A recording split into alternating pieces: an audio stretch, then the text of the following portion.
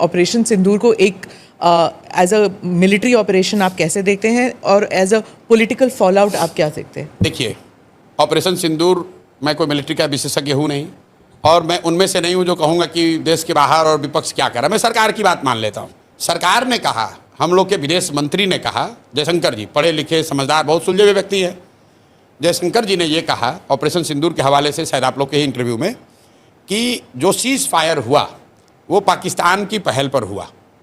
तो मैं भाई जयशंकर जी की बात को मानता हूँ। तो अगर पाकिस्तान के पहल पर सीज़ फायर हुआ, इसका मतलब कि पाकिस्तान दबाव में था, पाकिस्तान की हालत ख़राब थी। जो हारता है वही तो सीज़ फायर के लिए हाथ जोड़ कर आएगा। तो अगर पाकिस्तान दबाव में था 1 दिन या 2 दिन के ऑपरेशन सिंदूर के बाद, तो भाई आप काहे सीज़ फायर किए? आपको 2-4 दिन और चलने देना चाहिए था, वो पाकिस्तान को मार के सेना वाले ठंडा कर देते। तो ये तो सरकार अपनी ही बात में फंसी हुई है। सरकार ये कह रही है कि मिलिटरीली ये सक्सेसफुल है। तो जब सक्सेसफुल था, पाकिस्तान घुटने पर आ गया था, आपसे सीज फायर के लिए रिक्वेस्ट कर रहा था, in the words of foreign minister Jaishankar, तो आपने सीज फायर किया क्यों? देश की जनता तो यही पूछ रही है कि भाई सीज फायर ये अचानक से क्यों हो गया? ट्रंप जी अपना अलग डफली बजा रहे हैं कि हमने अमेरिका से ही करा दिया। तो भाई ट्रंप की बात को हम क्यों मानेंगे? हम तो अपने देश की बात, सरकार की बात मानेंगे। हमारे देश की सरकार कह रही है कि पाकिस्तान के रिक्वेस्ट पर सीज फायर किया गया। तो देश के नागरिक होने के नाते हम लोग पूछ रहे हैं कि भाई इतने दिन के बाद मौका मिला था, आपने ऑपरेशन सिंदूर शुरू किया, देश भर के लोग आपके साथ खड़े हुए, और पाकिस्तान की हालत ये हो गई कि एक ही दिन में सीज फायर के लिए वो घुटने पर आ गए थे, तो 2-4 दिन और चलने देते। सर, और अगर क्या ऑब्जेक्टिव था जो पूरा हो गया? कि मीडिया में तो ये चला कि इस्लामाबाद लेना ऑब्जेक्टिव है, मीडिया में तो ये चला कि बलूचिस्तान को स्वतंत्र कराना ऑब्जेक्टिव है, मीडिया में तो ये चला कि जैसे इंदिरा जी ने, सुनिए ना भाई, हम कैसे बोल रहे हैं, मैं बोल रहा हूं भाई, लोगों ने ये कहा, सुनिए, अमित शाह जी ने कहा है पार्लियामेंट में कि हम लोग वो लोग हैं जो देश के लिए जीने मरने वाले हैं, पाकिस्तान ऑक्यूपाइड कश्मीर को लेना हमारा लक्ष्य है। तो अगर पीओके लेना लक्ष्य था और पाकिस्तान घुटने पर आ गया था, तो काहे सीज फायर किए? अगर बलूचिस्तान को आज़ादी दिलानी थी, पाकिस्तान घुटने पर था, तो क्यों समझौता किए? आप ही बता दो भाई कि अगर पाकिस्तान डर गया था या घुटने पर था तो क्यों समझौता किए? और अगर नहीं था तो फिर आप जो बता रहे हो वो गलत है। दोनों बात तो सही नहीं हो सकती है। और ये बात सिर्फ जो जयशंकर जी ने कहा है उसी पर कह रहा हूँ। ट्रंप साहब तो कही रहे कि हम इंडिया को डरवा, इंडिया पाकिस्तान को दोनों को बुला के डांटे और इन लोगों में समझौता करा दिए। हम ट्रंप की बात पर नहीं जा रहे हैं, हम जयशंकर की बात कह रहे हैं। एंड तो कहीं होता है ना, क्या एंड? तो भाई वही एंड, मतलब लोग तो ये पूछ रहे हैं कि भाई आपने सायरन बजवाया, प्रैक्टिस करवाया, तो हम लोग तो तैयार थे 2-4-5 दिन के लिए। एक ही दिन में काहे सीज फायर कर दिए? 2-4 दिन और चलने देते, पीओके ले लेते हम लोग, तब आप कर लेते। बालूचिस्तान अलग हो जाता तब हम लोग कर लेते। अगर पीओके ले लेते जी ने समझौता कर लिया तो भाई कम से कम बांग्लादेश को अलग करा दिया ना, तो कुछ तो आप कर लेते। जो टेरर इंफ्रास्ट्रक्चर है वो तो ध्वस्त हुआ ना, ध्वस्त हो गया। विजुअल तो है, चले भाई रिकॉर्ड कर लो, विजुअल तो है। आप सरकार की ओर ना, विजुअल तो ठीक ही है।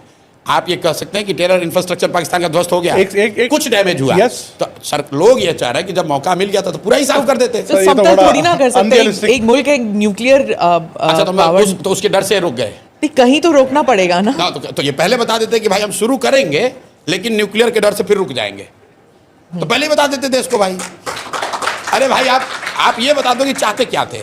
मैं ये समझता था कि आपका उद्देश्य ये है कि टेरर इंफ्रास्ट्रक्चर पूरी तरीके से ध्वस्त कर दिया जाएगा। वो कोई नहीं कह सकता है कि हो गया है, कुछ टेरर इंफ्रास्ट्रक्चर को नुकसान हुआ होगा। दूसरा उद्देश्य अगर ये था कि आप पीओके को स्वतंत्र करा देते, वो तो हुआ नहीं। ये तो मीडिया कह रहा था ना, सरकार ने तो कभी नहीं कहा कि बलूचिस्तान को आजादी देना एक लक्ष्य था भारत का। ये तो कभी कहा नहीं। वो तो जैसे इंदिरा जी के भी टाइम में उन्होंने ये थोड़ी ना कहा शुरू में होगा कि हम बांग्लादेश को स्वतंत्र कराना हमारा लक्ष्य है। ये तो बीजेपी के स्वयंभू नेताओं ने कहा कि अरे आपने इंदिरा जी को क्या देखा, हम तो पाकिस्तान को 4 टुकड़ा में कर देंगे, हम बलूचिस्तान बना देंगे, हम पीओके ले लेंगे। तो भाई कर लेना था। फिर आप कह रहे हैं भाई तो न्यूक्लियर स्टेट है, तो भाई न्यूक्लियर स्टेट वो एक ऑपरेशन सिंदूर होने के बाद थोड़ी ना बना, वो तो पहले से भी था। वो तो असेसमेंट मोदी जी जैसे विद्वान लोगों ने किया ही होगा पहले से। तो भाई काहे लड़ाई शुरू किए? और किए तो पूरा करना चाहिए। देश की जनता ने तो नहीं कहा कि हम लोग न्यूक्लियर वाले से डर रहे हैं। भाई देश की जनता तो आपने जब सायरन बजवाया तो हम लोग अंधेरे में निकले, सब जाके प्रैक्टिस कर लिया कि भाई चलो अब न्यूक्लियर गिरे या बम गिरे हम लोग तैयार हैं। तो काहे भागे आप मैदान छोड़ के? इसका नुकसान है। मैं आपको ऑन सीरियस नोट, बीजेपी को अगर आप मुझे एज एनालिस्ट पूछेंगे तो चुनावी नुकसान होगा जिस मैनर में ऑपरेशन सिंदूर को जिस मैनर में रोका गया, और खासकर ट्रंप के ट्वीट के बाद। मैं अपना अनुभव आपको बता रहा हूं, मुझे किसी ने अमेरिका से भेजा उस समय कि ट्रंप ने ट्वीट किया है कि सीज फायर हो गया। तो मैंने कहा यार फोटोशॉप होगा, ये ऐसा कैसे हो सकता है? ये विश्वास नहीं कर सकते हो आप। स्पीच था उनका, हाँ। नहीं, ट्वीट पहले, सबसे पहले ट्वीट आया था, तो मुझे ऐसा लगा, मुझे खुद लगा कि अरे यार ये तो हो ही नहीं सकता है। तो मतलब देश की जनता को ये लगा कि यार इतना बड़ा जब हम लोग तैयार मेंटली प्रिपेयर हो ही गए थे, तो 1-2 दिन 4 दिन एक उसको लॉजिकल कंक्लूजन तक ले जाना था, नहीं ले गए, चलिए उनका डिसीजन है, लॉजिकल कंक्लूजन नहीं हुआ, मतलब पॉलिटिकली वो खुद भी कह रहे हैं कि नहीं हुआ है। उसके बाद आप मोदी जी का बयान सुनिए, डैमेज कंट्रोल करने के लिए वो क्या कह रहे हैं कि ऑपरेशन सिंदूर जारी है, उसका फॉर्म बदल गया है। वो भी नहीं कह सकते हैं कि रोक दिया है, क्योंकि उनको भी मालूम है कि देश की जनता ये नहीं चाहती थी कि रुके। जिस तरीके से सीज फायर हुआ उससे बीजेपी को पॉलिटिकल नुकसान होगा।